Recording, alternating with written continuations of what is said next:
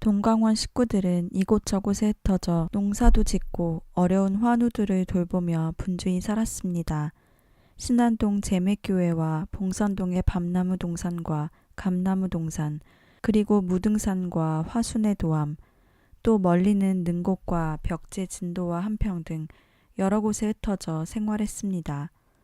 이 선생님은 식구들이 한 곳에 오래 있지 못하도록 3개월이나 6개월마다 이동을 시켰습니다. 곳곳에 흩어진 식구들을 돌보며 다니시느라 그렇잖아도 연약한 몸은 날로 쇠약해지고 있었습니다. 결핵 환자들을 돌보시다 선생님 자신도 결핵에 감염이 되었습니다. 후두 결핵으로 각혈을 하시며 말씀도 못하고 필담으로 하실 때도 많았습니다. 이 선생님을 따르던 제자 김준호 또한 오래전부터 결핵을 앓고 있었습니다. 제자의 팔에서 고름이 떨어지는 것을 본 이 선생님은 제자의 병을 치료하기로 하고 파괴를 했습니다. 즉 고기를 먹지 않고 병원 치료나 약을 먹지 않고 지내는 동강원의 불문율을 깨트린 것입니다. 그래서 이 선생님은 제자 김준호를 데리고 제중병원에 입원을 하였습니다. 당시 병원의 원장은 선교사 카딩턴이었습니다. 이연필 선생을 만나본 카딩턴 원장은 이연필과 동강원의 신앙생활에 감동하여 적극적으로 후원을 아끼지 않았습니다.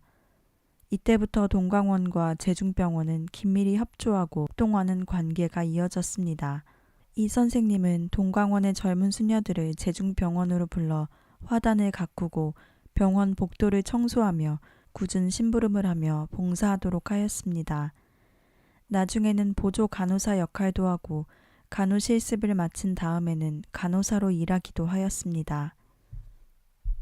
1958년 어느 초가을 황혼이 질 무렵 이미 30대가 된 나는 폐결핵을 앓고 있는 이연필 선생님을 간병하기 위해 광주 기독병원에 찾아갔습니다. 창 너머로 하루의 마지막 때를 불사르며 기우는 해를 중심으로 하늘은 붉게 물들어가고 있었습니다. 나는 그동안 잊고 있었던 어린 시절의 꿈, 나이팅게일처럼 백의의 천사가 되어 환자를 돌보겠다는 생각을 떠올렸습니다. 나도 모르게 나이팅게일 같은 간호사가 되고 싶었던 아득한 꿈이 머나먼 기억 속에서 마치 낚싯줄에 걸린 고기 마냥 꿈틀거리며 솟아나왔습니다. 문득 정신을 차려보니 옆에는 병을 앓고 계신 이 선생님이 누워 계셨습니다. 이 선생님의 기침소리가 방 안에 울려 퍼졌습니다. 나는 이 선생님의 얼굴을 살폈습니다. 이 선생님은 삐끼 없는 얼굴로 조용히 눈을 감고 있었습니다. 오래전에 동강원 형제 중 한 분이 폐병으로 고생할 때였습니다. 이 선생님은 기어이 그의 간호를 책임지겠다고 나섰습니다. 폐병은 공기에 의해 전염을 하므로 병이 옮길 수 있다는 것을 알면서도 굳이 나는 이 선생님을 말리지 않았습니다. 아니 말릴 수가 없었습니다. 결혼도 포기하고 예수님을 따라 살기로 한 자신의 제자를 손 놓고 보고 있을 이 선생님이 아니라는 것을 알고 있었기 때문이었습니다.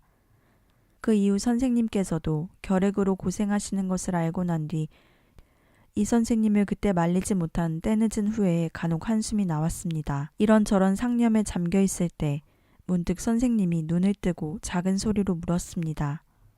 금남양, 무슨 일 있어요? 학생들을 데려다가 간호사 교육을 시키면 어떨까요? 개척교회라도 보내려면 간호 상식이 있어야 하잖아요. 그거 좋은 생각이네요. 어디 한번 생각해 봅시다. 이 선생님은 다시 눈을 감았습니다. 나는 선생님의 생각을 흐트러뜨리지 않기 위해 조용히 방에서 물러났습니다. 새해가 되자 이 선생님은 나와 비슷한 또래의 자매들을 불러 모았습니다. 기독병원에서 간호 실습을 하기로 했습니다. 병원 원장님이 허락해 주셨어요. 시골로 전도를 가려면 간호를 배워야 합니다. 여러분들이 배우면 좋겠습니다. 햇볕이 따스하게 내리쬐던 어느 날 나는 나이가 비슷한 또래들과 함께 기독병원으로 출근했습니다. 우리는 그 병원에서 환자들에 대한 간호뿐만 아니라 병원의 화단과 화장실, 그리고 복도 청소를 하며 주방일과 매점도 운영하였습니다. 이렇게 이때부터 10여 년 이상을 동강원 수녀들이 광주 기독병원에서 여러 가지로 봉사하며 근무했습니다.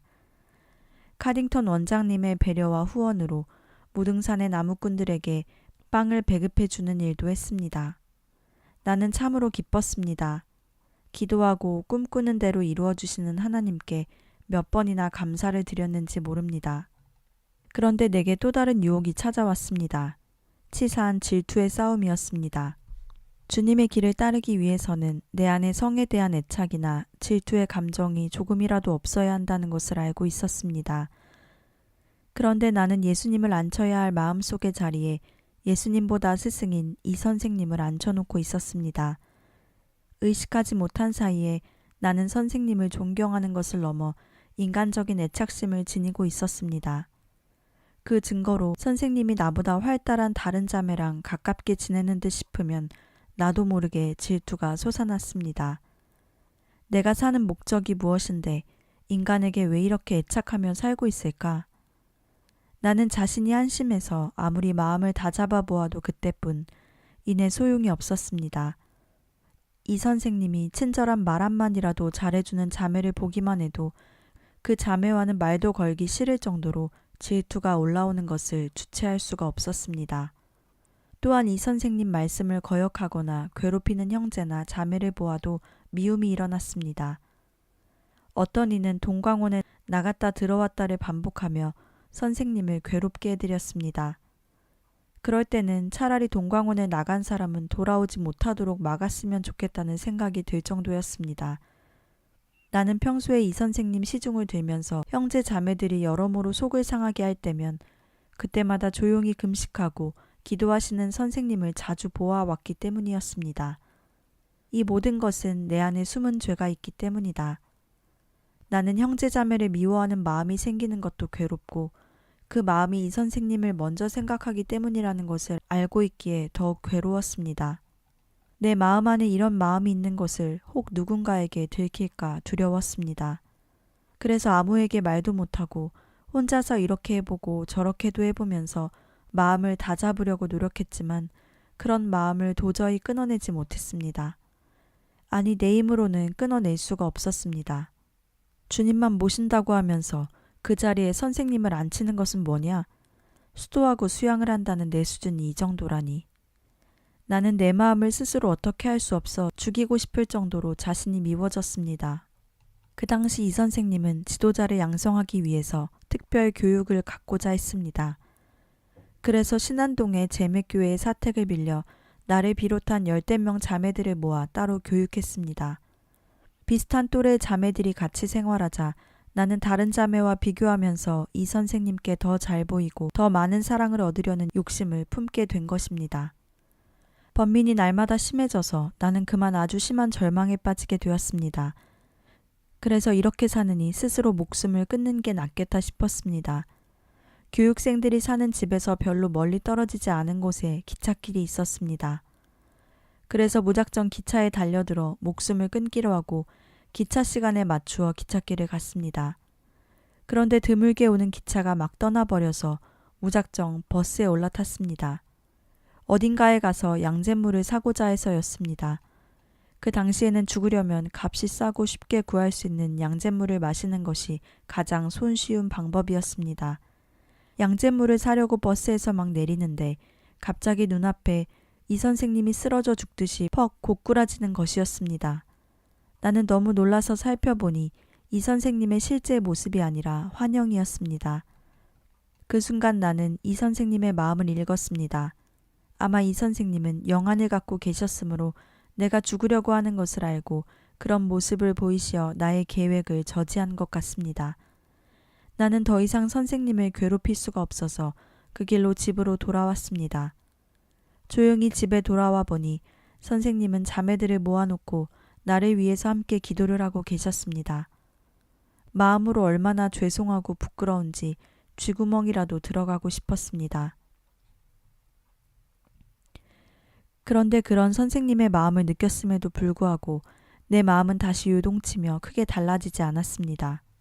여전히 우울한 마음을 품은 채 교육이 끝나고 감나무 동산이 있는 집으로 돌아왔습니다. 도저히 그대로는 살 수 없다는 생각에 다시 목숨을 끊을 생각을 먹고 주변 정리를 시작했습니다. 주민등록증까지 불태워버리고 곡기도 끊어버렸습니다. 내가 밥을 먹지 않자 주변에 있는 자매 형제들이 이상하게 생각했습니다. 며칠 후 나는 동광원을 남몰래 빠져나와서 발길이 가는 대로 무작정 산속으로 들어갔습니다. 박림동 감나무 동산은 상당히 험한 야산 가운데 있었습니다. 한참 동안 산으로 올라가자 묘를 이장하고 난 다음 봉을 메우지 않은 무덤이 나왔습니다. 나는 앞뒤 가리지 않고 텅 빈 무덤으로 들어갔습니다. 거기 들어가 굶고 있으면 그대로 흙과 나뭇잎들이 덮여서 죄 많은 나를 다 덮어버리고 서서히 죽어갈 거라 생각했습니다. 그러면서 나는 큰 소리로 울부짖었습니다. 예수님, 저를 새 사람 만들어주세요. 그러면 살고요. 그러나 삶과 죽음 둘 중 어느 길을 허락하시든지 순종하렵니다. 이렇게 기도하자니 굉장히 서러워지고 피눈물이 나왔습니다. 내 마음속에 도적이 있는 줄 몰랐구나. 내가 무슨 살 희망이 있단 말인가. 이렇게 자포자기 상태가 되어 숨만 까딱까딱 쉬다가도 금방 큰 소리로 용서의 기도를 드렸습니다. 저를 살려주시려면 제 죄를 용서해 주옵소서. 나는 그렇게 무덤 속에서 몸부림을 치며 내 안의 욕망과 목숨을 건 싸움을 시작했습니다. 그러는 가운데 무덤 속에서 사나흘이 지나갔습니다. 내 눈앞에 환상이 나타났습니다. 가시관을 쓰고 있는 예수님께서 피를 줄줄 흘리고 계셨습니다. 곧이어 예수님의 상반신이 보였습니다. 엘리, 엘리, 라마 사박다니. 내가 이렇게 회개하고 고민할 줄 알고 내가 2000년 전에 십자가에서 죽었단다. 그 말씀은 바로 옆에서 귀에 대고 말하는 듯 했습니다. 나는 어디서부터 터져 나오는지도 모르는 환호를 지르며 미친 사람처럼 무덤에서 뛰쳐나왔습니다. 주님이 나를 용서했으면 이제 기쁘게 살랍니다. 동시에 나는 큰 소리로 찬송가를 부르기 시작했습니다. 그때 터져 나온 찬송가는 평소에 내가 거의 부르지도 않아 잘 모르는 찬송가 257장 마음에 가득한 의심을 깨치고 였습니다. 그런데 희한하게도 가사가 하나도 틀리지 않게 찬송이 터져 나왔습니다. 나는 환희에 차서 춤을 추며 노래를 불렀습니다. 날듯이 춤을 추면서 노래를 부르며 동광원으로 돌아왔습니다. 예수님을 만난 일은 이 세상의 어떤 즐거움과도 비교할 수가 없었습니다. 그 환희와 기쁨은 어떤 말로도 불가능합니다. 내 마음은 충만감과 은혜로 넘쳐서 오직 웃음만 나왔습니다. 정말로 나는 예수님의 피로써 깨끗하게 정화가 되었다고 세상 모두에게 외치고 싶었습니다. 나는 깨끗해졌노라. 예수님의 피로써. 나의 달라진 모습을 일부 형제들은 눈치를 챘을 것이고 일부는 물론 이상하게 생각했을 것입니다. 그렇지만 그들은 제게 아무것도 묻지 않았고 저 역시 애써 변명하려 하지도 않았습니다. 다만 내가 이 선생님을 향한 애착심으로 인해 절망에 휩싸여 있을 때 모든 것을 영안으로 다 알고 계시는 이 선생님은 행방불명된 제자를 위해 얼마나 날을 새며 기도했을까. 그 생각만 하면 지금도 선생님에게 죄송하고 목이 메입니다. 그렇게 지내다가 또 다른 어려움이 나를 찾아왔습니다. 젊은 데다가 모두 고집스런 자아가 살아있기에 공동체에서 서로 마음속에 일어나는 전쟁은 만만치가 않습니다. 형제 자매들이 모두 24시간 함께 붙어서 생활하다 보니 각자의 개성이 달라서 서로 부대끼는 일도 자주 있었습니다. 이 어려움은 어느 공동체나 해결하기 어려운 문제입니다. 오죽하면 가톨릭의 소아 테레사 성녀도 수도원에서 수녀들 간에 일어나는 갈등과 마찰을 주님께 바치면서 작은 꽃의 성녀가 되었을까요? 예수님의 순수한 사랑을 따르지 못하고 왜 이런 못난 마음을 가지고 살아야 하나? 나는 천성이 내성적인지라 공동체에서 생기는 가시들에 속수무책으로 찔리고 끙끙 앓았습니다. 그냥 혼자 삭히다가 결국 병이 생기고 말았습니다. 지독한 위장병이었습니다. 아마 그때 곡식이 부족한 때인지라 곡식은 거의 없이 풀만 가득한 거친 식사를 불규칙하게 하다 보니 위가 감당할 수가 없었던 탓이기도 했을 것입니다. 위경련이 불길처럼 갑자기 일어나면 내가 일어서서 숨을 쉴 수가 없을 정도였습니다. 한번 뒤틀린 위는 8일 정도는 굶어야 겨우 가라앉았습니다. 위경련은 수시로 반복되었습니다. 나는 그때마다 고통이 너무나 심해서 차라리 죽느니만 못할 정도였습니다. 언젠가 또 위경련이 올라오려고 했습니다. 나는 기독병원에 출근을 해서 또래인 동광원 형제에게 손을 내밀었습니다. 모르핀 한 대 놓아줘. 자매는 나에게 주사를 놓아주지 않았습니다. 나는 애원을 했습니다. 죽어도 내가 원해서 했다는 책임을 질 테니까 놓아줘. 내가 다 기록해 놓을게. 그러니까 꼭 좀 놓아주라. 그 자매는 강하게 거절하고는 저쪽으로 가버렸습니다. 자매에게 몹시 서운한 마음이 들었습니다. 어렵사리 버티고 근무한 다음 집으로 돌아와 독방으로 들어갔습니다. 위경련이 오면 홀로 독방으로 가야만 했습니다. 극심한 통증으로 이곳저곳 사방을 뒹굴고 다녔기 때문입니다. 나는 무릎을 꿇고 호롱불을 앞에다 켜놓고 예수님께 불평을 했습니다. 예수님, 아무리 그렇지만 이렇게 못 견디는 걸 알면서도 왜 이런 아픔을 주시나요? 나는 도저히 살 수가 없어요. 이 이상 견딜 수가 없어요. 이 세상에서는 아내가 아프면 남편이 다 거들어 줍디다. 나는 남편도 없잖아요. 저의 신랑이신 예수님, 왜 저에게는 이다지 무심하신가요? 그 말을 하고 나서 나는 곧 두려워져서 얼른 다시 고개를 숙였습니다. 에고, 제가 무슨 망발입니까? 주님 용서해 주십시오. 나는 무릎을 꿇고 회개를 했습니다. 속에서 한 음성이 들려왔습니다. 내가 무슨 문제로 고민하느냐? 너는 육신이 아니다. 내가 사는 것은 육이 아니고 바로 그리스도의 영이다. 그까진 육신을 위해 뭘 그러고 있느냐? 나는 한참 동안 울면서 기도에 매달렸습니다. 바로 그 순간 내 안에서 뭔가 쏙 빠져나가는 느낌이 들었습니다.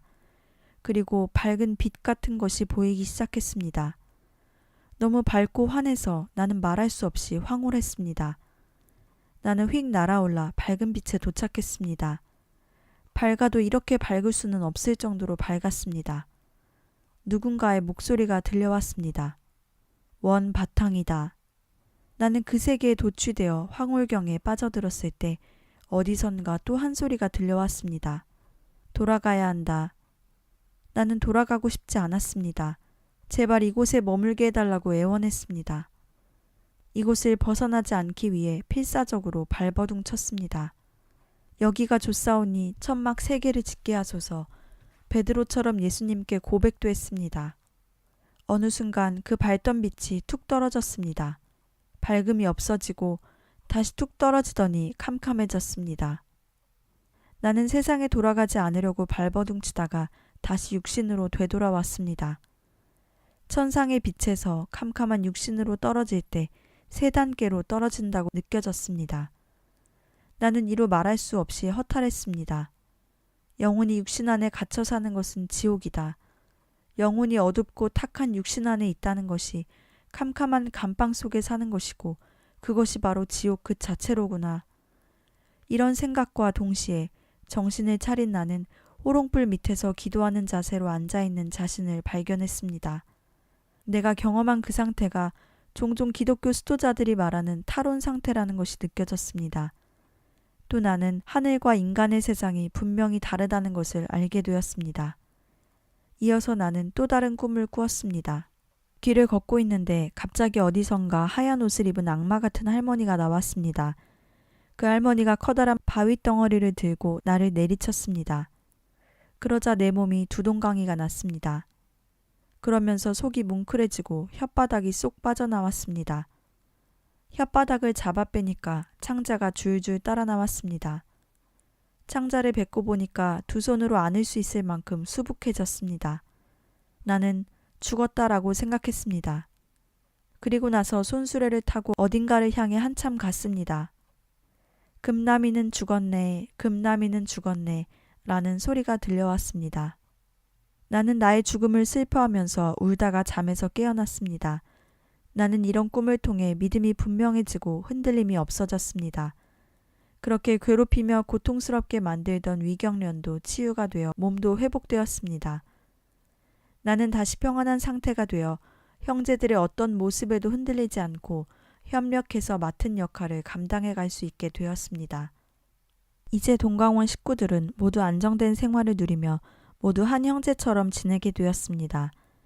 병원에 근무하는 형제도 있고 고아와 함께 생활하는 형제도 있고 전도 여행을 떠나는 형제도 있고 모두가 나름대로 자기 자리에서 자신이 맡은 역할을 성실하고 충실하게 해냈습니다.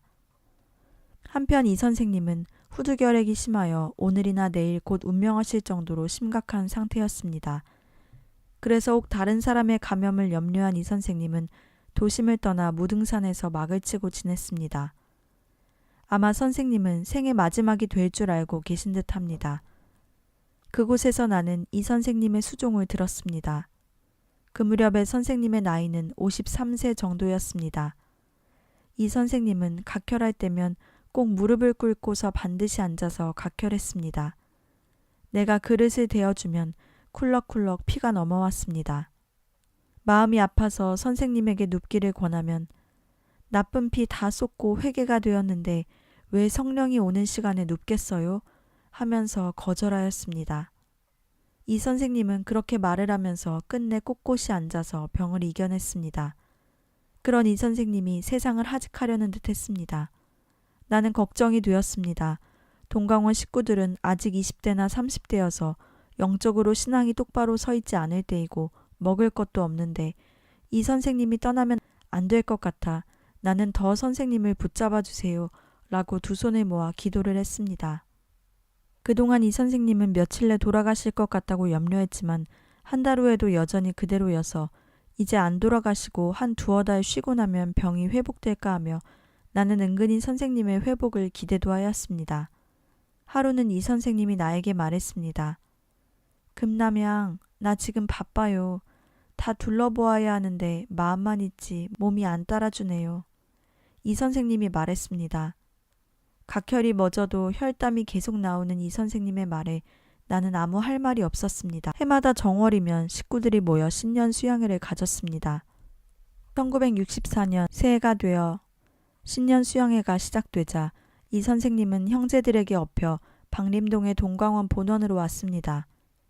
형제들은 이 선생님을 양쪽에서 부축하여 앉혀드렸습니다. 뼈만 앙상한 이 선생님이 말씀을 시작하면 한두 시간은 넘기가 보통이었습니다.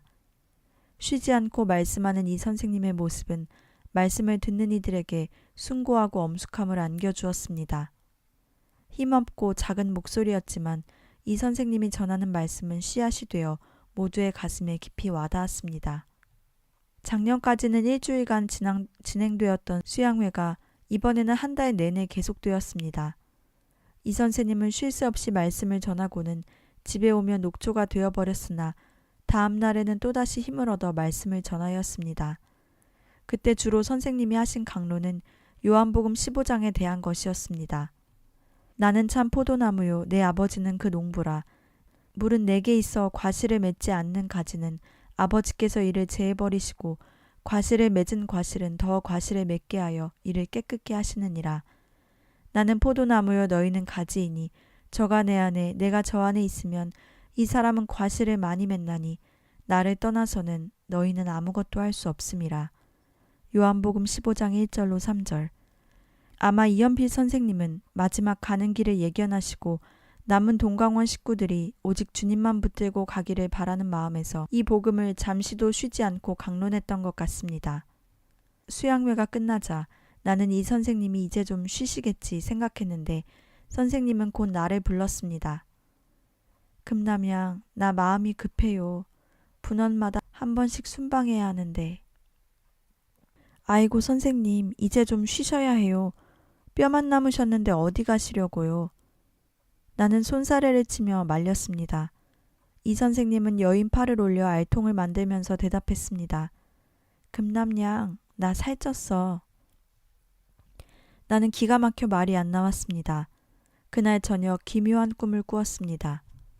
내가 관 앞에 있었고 어린 천사들이 손뼉을 치며 노래를 부르고 있었습니다. 이 선생님은 마치 어사출두하는 것처럼 가마 타고 어딘가 가고 있었습니다. 꿈에서 깬 순간 나는 이 선생님이 곧 떠날 것 같은 느낌이 왔습니다. 가슴이 조마조마하며 걱정이 많아졌습니다. 우리 모두 믿음이 없는 철부지들인데 이들을 그냥 두고 선생님이 떠나시면 어떻게 하나요? 선생님이 떠나시면 절대 안 돼요. 나는 선생님을 떠나시면 남은 사람들의 처지가 어찌 될까 걱정이 되면서 마음속으로 이 선생님을 결코 떠나보낼 수가 없다고 생각했습니다. 그것을 알고 있던 이 선생님이 말했습니다. 그러면 금남양이랑 서울 같이 갔다 올까요? 아니요, 같이 가고 싶어서가 아니라 선생님의 마지막 길인 듯 싶어서요. 그래도 가야 해요, 금남양. 내가 가서 꼭 10일간 있다가 올게. 혹시 무슨 일이 있어서 그 시간에 못 오면 올라와요. 서운하면 여비 2,000원 주고요. 이 선생님은 말끝에 농담까지 했습니다. 그 당시에 동강원에는 돈이 하나도 없었는데 때맞춰 기독병원에서 옥수수 가루 몇 포대를 동강원에 기부하여 이 선생님은 옥수수 가루를 팔아서 개인당 2,000원씩 나누어 주었습니다. 처음이자 마지막이었습니다. 이 선생님은 나에게 농담 반 진담 반으로 바로 그 돈을 요구한 거였습니다. 내가 곧바로 2,000원을 봉투에 넣어드리자 그 길로 이 선생님은 몇 분 어르신들과 함께 서울 능곡을 거쳐 계명산으로 올라갔습니다.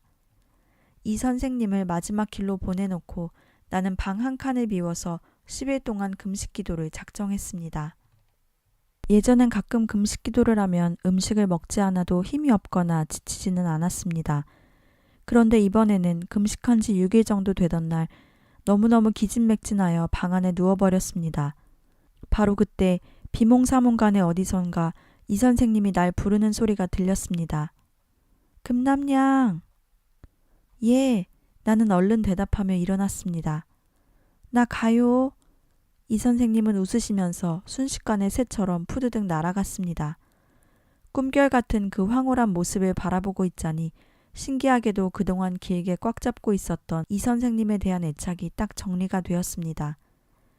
선생님, 안녕히 가세요.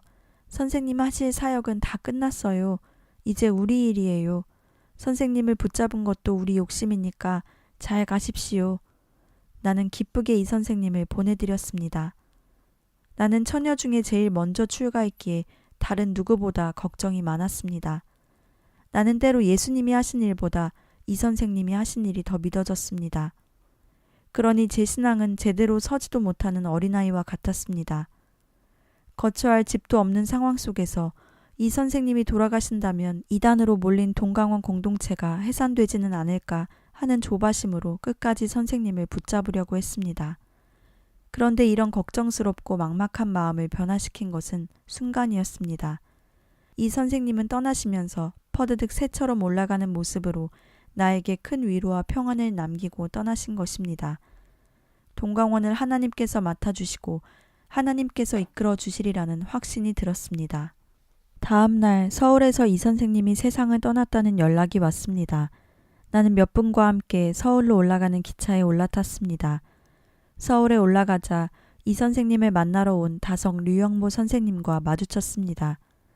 류영모 선생님은 해방된 이듬해 광주에 찾아오신 다음부터 해마다 동강원 수양회 강사로 찾아오신 분입니다. 선생님, 이 선생님께서 돌아가셨어요. 류 선생님은 무릎을 탁 치며 대답했습니다. 아이고, 시원스럽게 잘 가셨네.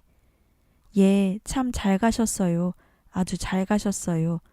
나는 담담히 화답했습니다. 장례식에서도 나는 울지 않았습니다. 그분은 영원한 하나님의 품으로 참 잘 가신 것입니다. 이 땅에서의 일은 남아있는 우리의 몫이라 여겨졌습니다. 이 밖에도 나로 하여금 이 길을 걷게 하신 큰 스승님이시오 신앙의 지도자이신 이연필 선생님과의 이야기는 글로 다 할 수 없을 만큼 많습니다. 마지막으로 한 가지 일화를 간단히 소개합니다. 광주 박림동 막에 사실 때였습니다. 선생님은 후두 결핵으로 몹시 힘들어 하셨습니다. 목에 열이 나고 붓고 아파서 물도 삼킬 수 없고 음성이 나오지 않아 꼭 하실 말이 있으면 필담으로만 하실 때였습니다. 물조차 삼키기가 어려워 얼음을 입에 물고 손에는 얼음을 쥐고 열을 식혔습니다. 그런데도 말씀하시길 병을 주신 것도 은혜라 하였습니다. 아픈 것도 은혜 받는 시간이라고 선생님은 전혀 약을 쓰지 않았습니다. 내가 병석에 누워 계신 방을 들어가니까 창문 쪽을 보며 물었습니다. 금남양, 저 빛이 보입니까? 그러면서 이 세상 재물로는 너의 근심 못 면하리. 내 아버지께서 주시는 생명과 양식을 다 배불리 먹고 영생하세. 이 기쁜 소식을 누가 전할까 하시며 가슴이 터질 듯이 외쳤습니다. 이연필 선생님께서는 생애 말년에 귀일원을 하라고 말씀하셨습니다. 복음을 바르게 전하는 교회가 필요하고 복음을 바르게 가르치는 학교가 필요하고 바른 복음을 증거하는 수도원과 복음에 따라 바르게 봉사하는 사회복지기관이 필요하다고 하셨습니다. 우리는 교파와 종파를 넘어서서 하나가 되어야 한다는 귀의를 주장하셨습니다. 우리 모두는 한 분이신 하나님 앞으로 돌아가서 모든 인류가 한 형제 자매로 살아가야 되는 귀의를 말씀하셨습니다. 그래서 천지는 나와 한 몸이요 인류는 나의 지체라 하셨습니다. 이에 정인세 원장님은 귀일원을 세우라는 이연필 선생님의 유지를 받들어 그동안 동광원에 속해 있는 공동재산을 모두 모아서 귀일원이란 재단 법인을 세웠습니다. 그동안 백춘성 장로, 김판용 집사 등이 희사한 재산을 바탕으로 동광원 식구들이 일궈온 재산을 모두 재단 법인으로 기부한 것입니다. 그때가 1965년이었습니다. 정인세 원장님은 귀일원을 세우고 귀일원의 운영에 대해 귀일원은 모든 것을 사랑의 법으로 해결하는 것이 운영 방침이다라고 했습니다. 귀일원이란 재단이 만들어지자 공동체 식구들은 이제 귀일원 자기 집처럼 평생의 일터요 죽기까지 거쳐야 하는 곳인 줄 여겼습니다. 그런데 세월이 지나 연로하게 되자 정년이라는 제도가 있으니 나가야 된다는 소식을 알게 되었습니다. 귀일원에 들어와 젊음을 바쳐 평생 헌신했지만 그간 급여를 받으며 일한 것도 아니고 자기 재산을 모아본 적도 없는 혈혈단신의 순수한 수도자로 살아온 식구들인데 이들이 정년 퇴임으로 나가야 된다면 어디서 어떻게 살아야 되는가. 이를 책임진 정인세 원장님의 고민과 고충이 이만저만이 아니었습니다. 방해인 여사처럼 일생을 고아사업을 하면서 살다가 죽는다는 꿈을 가진 나는 이모님들 그리고 또래 형제 자매들과 함께 빈손으로 나왔습니다. 형제 자매들은 전국으로 흩어지고 나는 할머니 한 반과 영아들 한 반을 데리고 무등산 꼭대기로 옮겨갔습니다. 무등산에는 당장 뗄 나무도 없어 하루하루 나무를 해야만 했습니다. 나는 솔가지나 격가지를 쳐와서 밥을 짓기 위해 불을 지폈습니다. 잘 마르지 않은 청솔가지는 연기가 많이 났습니다. 나는 눈을 찔끔거리고 손으로 눈을 비비며 입으로는 호호 불어 연기가 가득한 아궁이에 불을 살려 밥을 지어 할머니와 영아반 식구들을 먹였습니다. 하루 이틀이 아니고 연일 계속되는 매콤한 연기로 인해 나는 눈이 아리기 시작하더니 2, 3일 후에는 눈에 불이 붙은 것처럼 뜨거워 뜰 수도 없게 되었습니다. 그런 나를 보며 할머니들은 회개하라고 했습니다. 나는 그 말에 순종해서 약을 쓰지 않고 끝까지 견뎌야 했고 눈을 낫기 위해 예수님과의 관계를 다시 맺어야만 했습니다. 나는 방해가 앉지도 못하고 바깥에 차가운 하얀 눈 위에 앉아서 밤이 다 가도록 기도했습니다. 하지만 도대체 회개가 나오지 않았습니다. 며칠 동안 내 눈은 부어오르더니 이제는 아예 눈도 떼지 못할 정도로 붓어버렸습니다. 더구나 눈알은 엄청 뜨겁고 쓰려서 죽을 지경이 되었습니다. 나는 차가운 눈 위에서 그저 죄를 뉘우치게 해달라고 기도했습니다. 그러나 입으로는 회개를 원하면서도 마음속으로는 회개하지 않으려는 마음이 자리하고 있었습니다.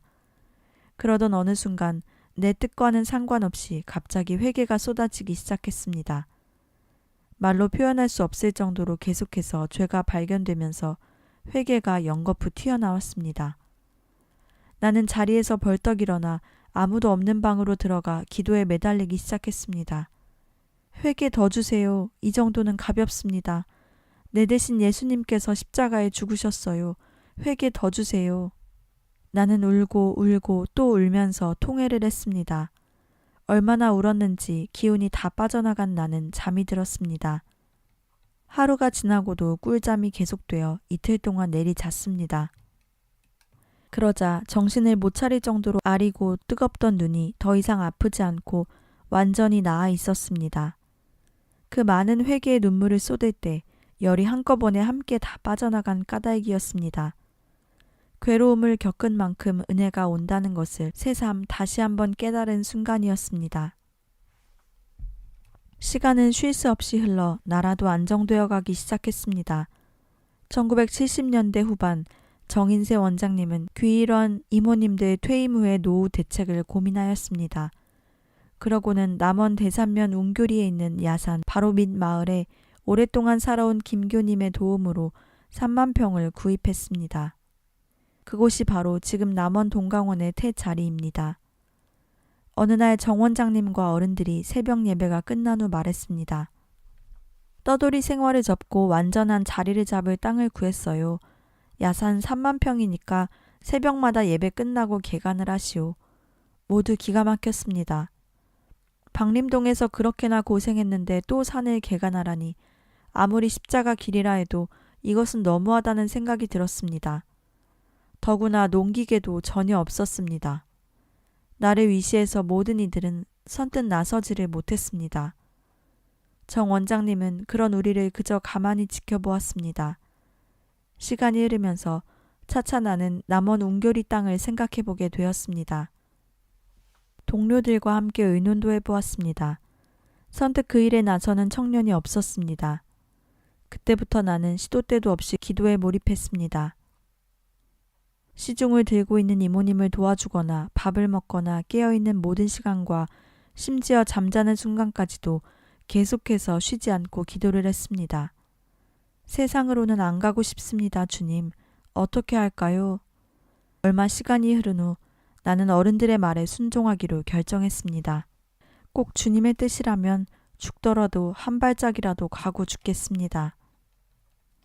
그날부터 동강원 형제들은 4시 30분에 새벽 예배를 드리고 밖에 들판으로 나가서 밭을 일구었습니다. 11시 30분에 아침을 먹고 해가 쨍쨍 내리쬐는 한낮에는 다시 예배를 드렸습니다. 오후 4시 반이면 저녁을 먹고 다시 해가 질 때까지 일했습니다. 몸이 물먹은 솜처럼 힘들었습니다.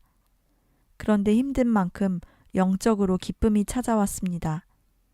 자기 희생이 들어간 만큼 영적인 기쁨이 찾아오고 샘물처럼 부어주시는 그 힘으로 다시 또 살아갔습니다. 그때에는 말씀도 살아서 움직였습니다. 모두 전심으로 일을 하다 보니 동강원은 자급자족하는 모양새를 점점 갖추어 갔습니다. 그렇게 유유히 세월이 흐르는 동안 정인세 원장님과 오북환 장로님 등 여러 어르신들이 세상을 떠나자 나는 남원 동강원 3대 원장이 되었습니다.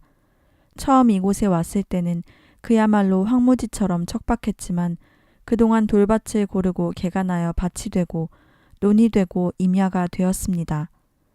풍악산에서 졸졸 흘러내리는 개울물을 받아 마시며 온 식구들이 평화롭게 살아가고 있습니다. 봄이면 하얀 매화꽃이 아름답고 이어서 개나리, 진달래, 살구꽃이 다투어 피고 지며 여름에는 노란 수선화와 꽃망울이 올망졸망 솟아나서 소리 없는 찬양을 합니다. 가을이면 국화의 향기가 진동을 하고 겨울에는 병풍처럼 우뚝 솟은 풍악산의 설경이 엄숙하기도 합니다. 이제 인생의 황혼을 맞아 동강원 원장이라는 책임을 지고 나니 책임감이 무겁게 느껴집니다. 동강원의 수도 덕목인 순결, 순명, 청빈을 더욱 생활화하면서 모든 형제가 서로 우애를 돈독히 할 수 있도록 노력하고 힘써야겠습니다. 동강원 식구들이 모두 주님만을 따르고 사는 믿음의 형제자매들이라 큰 어려움이 없지만 차츰 나이가 들어가 노쇠로 몸이 아프고 농사일을 하는 것도 어려운데 가끔 병원 신세를 지게 됩니다. 동강원은 본래부터 자급자족의 생활을 해왔는데 이렇게 늙다 보니 때로는 살림살이를 해결하는 것도 쉽지가 않지만 우리는 최선을 다하고 그 나머지는 오직 주님께 맡길 뿐입니다. 이세종 선생님을 비롯하여 이연필 선생님이나 오북환 장로님이나 정인세 원장님이나 모두 개신교, 그 중에서도 장로교 출신들이었습니다. 그렇지만 장로교에 매이지 않고 교파를 넘어 온전히 그리스도 예수를 주님으로 모시고 오직 그리스도의 십자가에 드러난 하나님의 뜻만 구하였습니다. 그래서 어느 교파나 교회에 속하지 않고 독립적으로 자주적으로 자립하며 살았습니다. 그러나 이런 초교파적인 동강원을 기성교단에서는 끊임없이 이단으로 정죄하며 비방했습니다. 독신 수도에 대해 이해하지 못하는 개신교회가 동강원을 이단으로 여기는 것은 어쩌면 당연할 것입니다. 이처럼 고립무원의 상태에서 동강원이 독립적으로 자립하며 살아가기란 무척 힘들었습니다. 만약 가톨릭으로 개종하여 수녀가 되면 가톨릭의 지원과 보호 속에서 편안히 살아갈 수도 있을 것입니다. 그러나 오직 주님의 십자가만을 따르는 이연필 선생님의 신앙을 받은 우리는 조금도 그럴 마음이 없었습니다. 간혹 수도 생활의 필요성을 이해하고 예수님이 보여주신 십자가의 좁은 길, 그 거룩한 길을 사모하여 우리를 찾아오는 목사님들이 더러 계십니다. 그런데 좁은 길을 찾는 이가 거의 없어서 후계자가 이어지지 못하는 우리 현실을 걱정하며 장례를 묻기도 합니다. 그때마다 주님께서 알아서 해주시리라 믿고 주님께 맡길 뿐이라고 대답합니다. 사실이 그렇습니다. 지금까지 이렇게 살게 해주신 분도 주님이시고 주님의 은혜로 이제껏 살았습니다. 앞으로 동강원을 어떻게 이끌어 가시든 모두 주님 손에 맡기고 주님의 뜻에 순종할 뿐입니다. 나이를 먹고 보니 그동안 힘들고 어려웠던 일들이 모두 하나님의 섭리요 성령의 역사라는 것을 알았습니다. 모든 과정이 저의 영혼을 성장시켜주는 과정이었습니다. 그 연단의 과정이 없었다면 나는 정말 아무것도 아니었을 것입니다. 이제는 모든 것을 다 내려놓을 수가 있습니다. 예전에 살았던 거처들에 비교하면 지금 동강원은 호사스러울 정도입니다. 이 또한 감사한 일입니다. 나는 이제 홀가분합니다. 살아도 주님의 뜻, 죽어도 주님의 뜻, 아무것도 아닌 나를 지금까지 살려주심은 오직 주님의 은총입니다. 지금은 그저 하루하루만 감사함으로 살아가고 있습니다. 제게 주신 모든 것이 그저 감사요. 그대로 아멘입니다. 할렐루야.